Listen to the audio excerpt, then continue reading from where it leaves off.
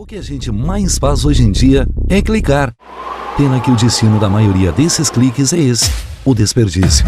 Você sabia que apenas um clique pode ajudar a combater a fome no nosso estado? É só acessar cliquealimentos.com.br e dar um rumo mais digno aos seus cliques. A mesa de quem tem fome. Doar pelo Clique Alimentos é gratuito e não demora nem um minuto. Faça a sua parte. Clique para quem precisa. www.cliquealimentos.com.br. Quem tem mais de 65 anos não pode. Quem tem menos de 18 anos não pode. Mulheres grávidas não podem. Diabéticos não podem. Quem já teve hepatite não pode. Quem tem tatuagem recente não pode. E você, qual o seu motivo para continuar de braços cruzados e não ir doar sangue? Seja um doador. Uma campanha do Banco de Sangue do HPS.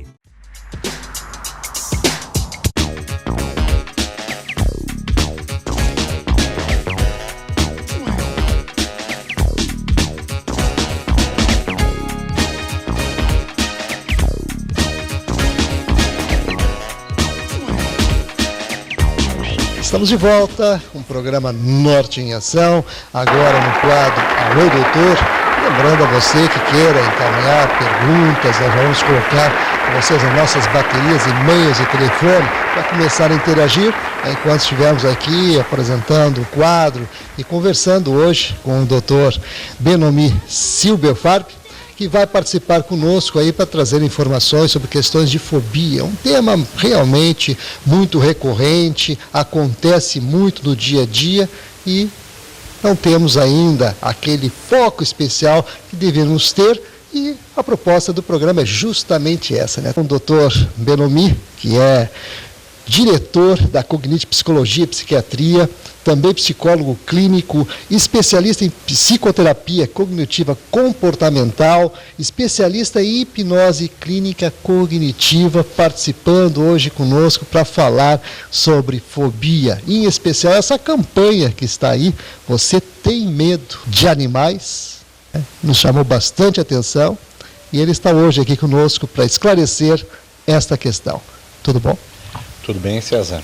Eu queria te agradecer pela oportunidade de oferecer esse espaço para um tema tão curioso e que as pessoas às vezes não sabem que existe tratamento para isso, e hoje toma conta de quase 10% da população, né?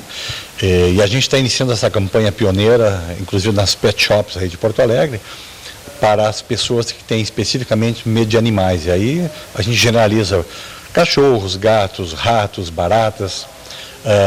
E aí nos perguntam, por que direcionar especificamente isso? Justamente para esclarecer os teus telespectadores de que isso tem tratamento e que as pessoas podem buscar ajuda para um transtorno de ansiedade tão conhecido e tão pouco divulgado. Aparece só em consultório, as pessoas comentam entre família, e a gente está iniciando essa campanha justamente para mobilizar essa procura, que para aumentar também, por exemplo, o interesse de pessoas por animais, e que você acaba evitando compromissos importantes, você deixa de ir à casa de um amigo, você deixa de viajar para um sítio de um amigo que tem cachorro, você não vai num parente que tem cachorro. Aí na pet shop, o veterinário pergunta, mas aqui todos que vêm na pet shop adoram animais, né? Mas você tem um irmão que tem medo, você tem uma tia que tem medo, você tem um filho que tem medo.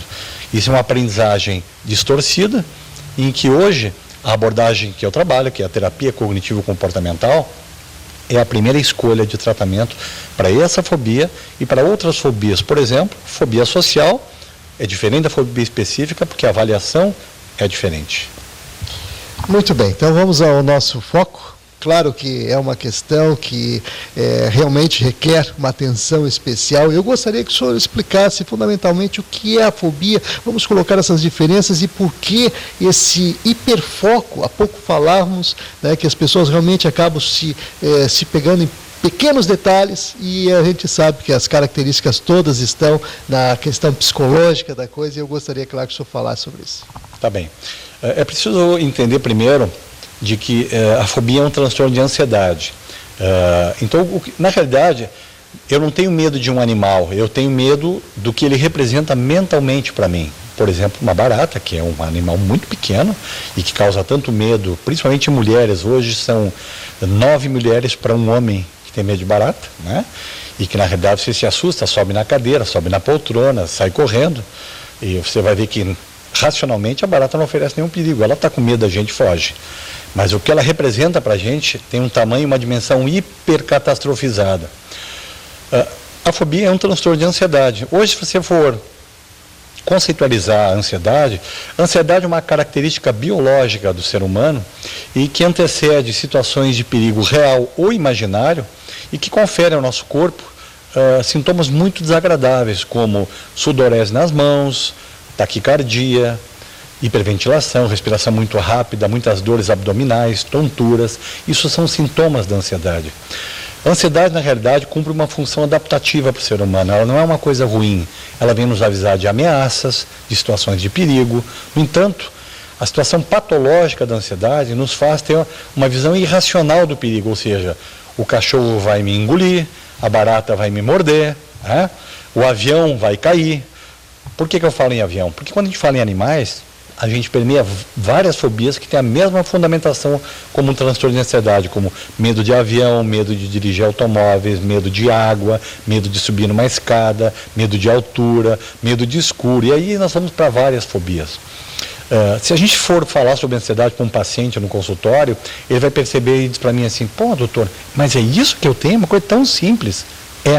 Vocês vão entender, por exemplo, quando eu explicar que a ansiedade, lá na pré-história, nos primórdios da humanidade, os ambientes eram muito inóspitos e muito perigosos.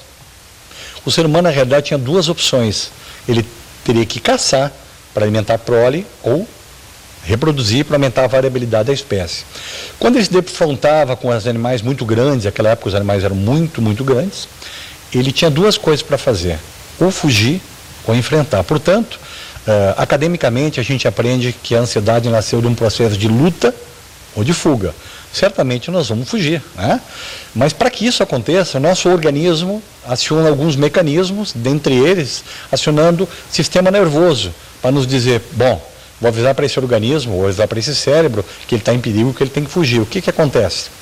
O sistema nervoso chamado simpático, que a gente aprende na escola, ativa o estresse, ou seja, ativa a adrenalina, cortisol. O que acontece? A gente tem taquicardia, a gente tem sudorese nas mãos. Portanto, quando você está diante de um cachorro ou de uma barata em que você tem muito medo, esses mesmos sintomas são acionados. Quem tem isso sabe do que eu estou falando. Portanto, o que acontece com o organismo? Você tem um pico de ansiedade, porém ninguém morre de ansiedade. A ansiedade vai ter um pico e um outro sistema nervoso que ativa outros neurotransmissores faz com que a gente relaxe. Portanto, muitas entradas no cardiologia hoje são devidas à sensação que você vai ter pânico ou vai infartar. E são transtornos de ansiedade. Você não tem problema nenhum cardíaco. Portanto, é um problema mental. O que acontece com esse homem que está enfrentando, ou essa mulher, esse animal gigantesco? Todo o sangue do seu corpo está se direcionando para suas pernas, para que ele possa fugir. Então o que acontece?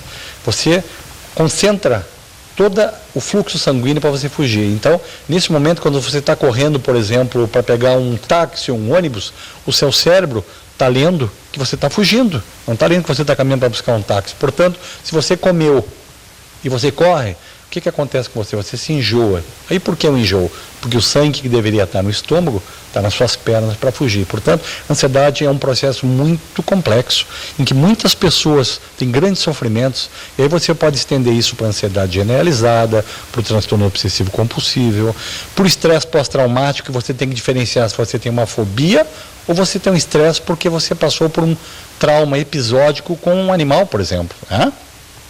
A carga genética é muito grande. Você tem que ter um ansioso na família para você também ser ansioso, ou seu pai, ou sua mãe, ou algum outro familiar. Então, a gente examina muito no consultório isso. Agora, tem tratamento, e o tratamento em terapia cognitivo-comportamental hoje é a primeira escolha. Muito bem. Doutor Benomi, a questão da cura. Isso eu gostaria que o senhor entrasse nesse particular, porque tendo tratamento, tendo cura, já há uma esperança muito grande. E é claro, o pessoal que está ligado com a gente, sedento de informações, lembrando que nós temos aí nosso telefone, nosso e-mail, para você continuar interagindo, encaminhando as suas perguntas. Enquanto estivermos aqui conversando com o doutor Benomi, você pode aí fazer os seus questionamentos. Então, doutor Benomi, vamos dar esse foco especial à questão da cura. A palavra cura é uma palavra muito perigosa, né? A gente que trabalha em transtorno mental sabe que a palavra cura é uma palavra que saiu do nosso dicionário. O que o paciente aprende, ele dá com essa dificuldade. A cura não existe, né? Quem nasceu ansioso vai morrer ansioso por um motivo principal. As respostas inatas de medo, elas nascem com a gente e a gente não tem como evitar. Isso faz parte da sobrevivência do ser humano. Então a gente está vivo para ter uma série de recursos para manter a sobrevivência. Uma delas são as respostas que a gente nasce. Então o que a gente faz é ensinar o paciente, através de uma aprendizagem, a modular o problema. Então o que a gente faz em consultório? Existem técnicas muito especiais e a gente sabe que as técnicas imagéticas ou por imagem mental são muito importantes. Por quê? Basicamente o cérebro humano não difere o que é uma imagem mental, né, de uma imagem física real.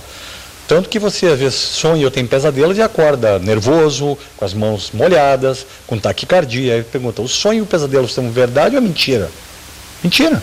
Mas o cérebro lê como uma verdade e leva isso para o corpo. Portanto, se eu colocar um paciente em consultório, fazer com que esse paciente possa fechar os seus olhos, entrar em relaxamento profundo, e aí entra muito a hipnose cognitiva como uma ferramenta importante, além de outras técnicas como a dessensibilização sistemática própria da terapia cognitivo-comportamental, o paciente imagina, e isso é uma patologia da imaginação, confrontando esses animais ou estando perto deles, porque um paciente fóbico, só de imaginar que está perto do animal, ele já tem todas as reações. Então, veja bem, se eu colocar esse paciente em relaxamento profundo dentro do consultório e colocar as imagens que são aversivas a ele, e ele perceber que o corpo não responde negativamente, o cérebro acaba aprendendo que ele pode conviver com tranquilidade num evento e numa imagem aversiva. Por exemplo, aí a comparação de que relaxamento e ansiedade são incompatíveis, você ganha esse espectro em todos eles. Por exemplo, você viaja de avião e aprende a relaxar e você não tem mais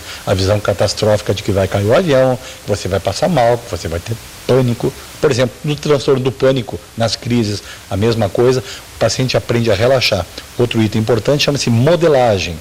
As pessoas, na verdade, aprendem errado por uma aprendizagem social errada. O terapeuta ensina através de uma modelagem, ou seja, é um processo de role-play em consultório. Role-play é um teatro em que o terapeuta emite comportamentos adaptativos e o paciente copia, para poder enfrentar esse desafio de conviver com um animal. Por exemplo, você sai numa feira gigantesca, você tem 3, 4 mil pessoas na feira e um cachorro. Você só enxerga o cachorro primeiro do que as 4 mil pessoas, porque a ansiedade é um processo em que você fica hipervigilante para aquilo em que você tem que se esquivar. Então, o tratamento é um tratamento breve, curto. A terapia cognitivo-comportamental é uma terapia focada para você fazer o quê? Você aprender a relaxar, enfrentar a situação temida e controlar a sua ansiedade, que era 10 e vai para 2, 3. Por quê? Porque você aprende técnicas, né? Então a terapia cognitiva ensina você automonitoramento, controle dos seus pensamentos catastróficos, relaxar. Você vai ter resultados muito, muito especiais em todos os transtornos, principalmente nas fobias específicas e na fobia social. Qual é a diferença de uma para outra? Fobias específicas, você tem, na realidade, um foco de medo, de resposta de medo para um foco apenas particular. Na social, ela é mais difusa. Você tem medo, por exemplo, da avaliação que as outras pessoas vão fazer de você. Então, a terapia cognitivo-comportamental trabalha justamente com o quê?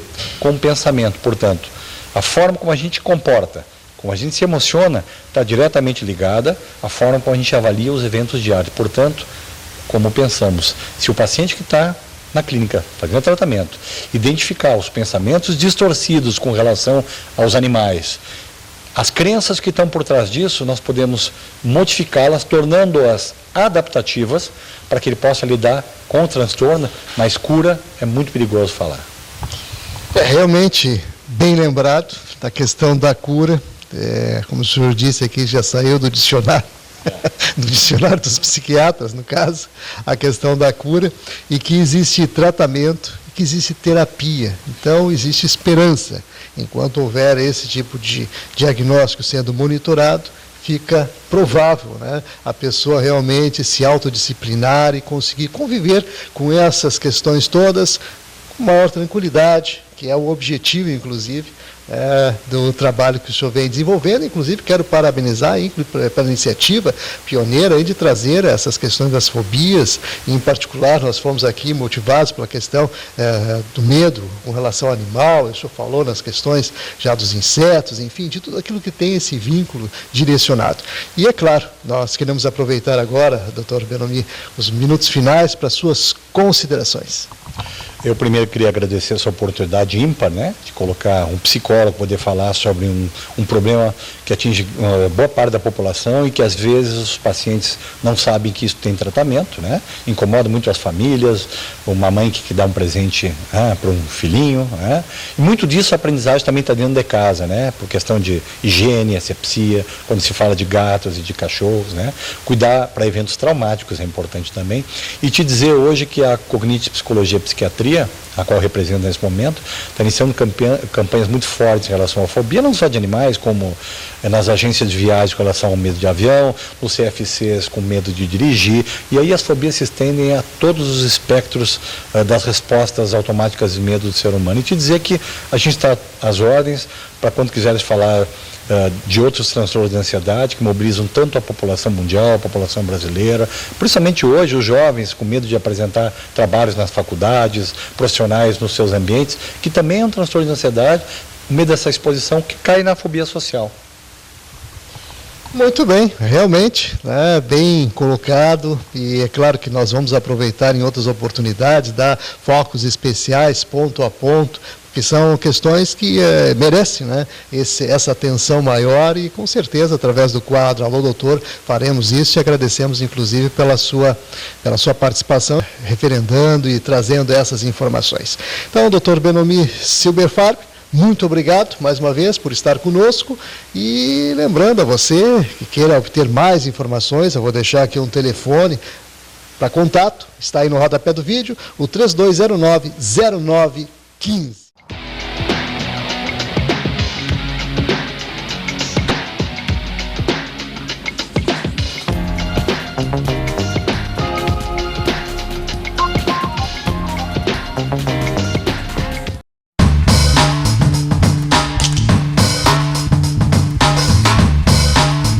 As delegacias especializadas